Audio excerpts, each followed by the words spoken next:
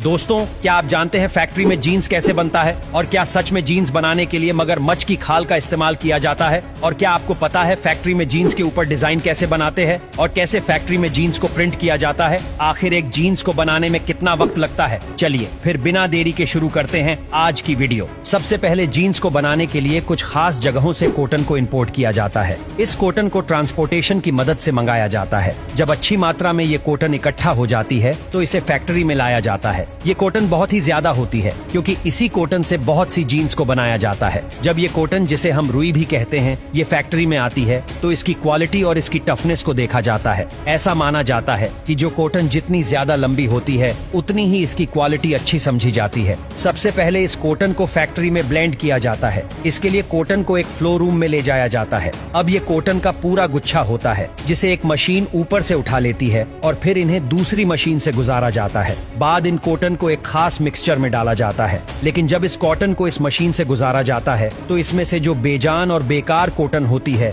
वो अलग हो जाती है और जो फ्रेश और अच्छी क्वालिटी की कॉटन होती है वो हमें मिल जाती है। आपने देखा होगा कि ज्यादातर जीन्स का कलर या तो लाइट ब्लू होता है या फिर इंडिगो ब्लू होता है। इसी रंग की जीन्स मार्केट में बहुत ज्यादा बिकती है। इसके लिए इन धागों को इसी रंग में रंगा जाता है और इन्हें एक टाई के अंदर डालते हैं। डेनिम के कलर के लिए इन कॉटन को इंडिगो ब्लू डाई में डाला जाता है जिससे इन कॉटन में अच्छे से कलर हो सके। लेकिन एक परेशानी ये भी होती है कि ये डाई पानी को अपने अंदर सोखने की कैपेसिटी नहीं रखती है, जिसका मतलब है कि ये डाई मजबूत और पक्की नहीं है। अगर इसे जीन्स के लिए इस्तेमाल किया जाए तो ये चीज से हट जाएगी और लंबे समय तक टिकेगी नहीं। इसलिए दोस्तों, इनको इस डाई के अंदर नहीं डालते हैं बल्कि इस डाई को सोडियम हाइड्रोसल्फाइड के साथ अच्छे से मिला लेते हैं। अब आप सोच रहे होंगे कि इस केमिकल को डाई के साथ शामिल क्यों किया जाता है, तो हम आपको बता दें, जब डाई को सोडियम हाइड्रोसल्फाइड के साथ मिलाया जाता है तो ये पानी को अपने अंदर सोखने की क्षमता रखता है, जिससे ये जीन्स पर भी आसानी से चढ़ जाती है। जब ये प्रोसेस भी सक्सेसफुली हो जाता है तो इसके बाद कपड़े की क्वालिटी को जांचा जाता है। जांच के दौरान कपड़े पर जहां जहां भी खराबी होती है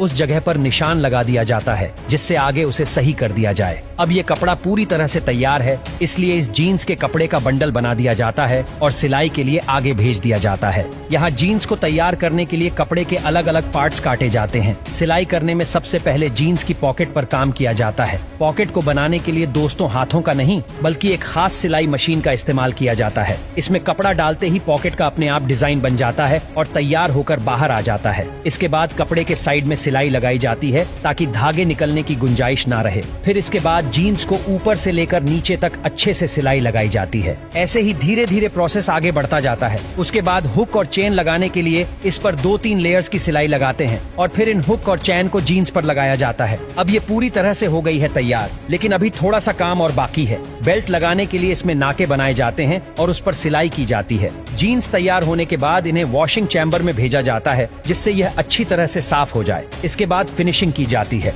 इसके लिए एयर फ्रेशर सिस्टम की मदद ली जाती है जिससे अच्छे से इसकी सफाई हो जाए। इससे जीन्स एकदम टाइट हो जाती है और सही से इसे चेक किया जाता है। इसी समय पर जीन्स पर जो भी डिजाइन देना होता है वो दिया जाता है। डिजाइन देने के बाद लिक्विड स्प्रे छिड़का जाता है और फिर इसे डिजाइन देने के लिए एक लेजर मशीन से गुजारा जाता है। ये लेजर सिस्टम अपने आप ही जीन्स पर डिजाइन बना देता है। इसके बाद इनमें हिट दी जाती है और फिर इन जीन्स को अच्छे से ब्रांडिंग करते हैं और पैक होने के लिए जीन्स को भेज देते हैं आगे, जहां इनको पॉलीथीन में अच्छे से पैक कर दिया जाता है और फिर ये जीन्स मार्केट में बिकने के लिए बिल्कुल रेडी है।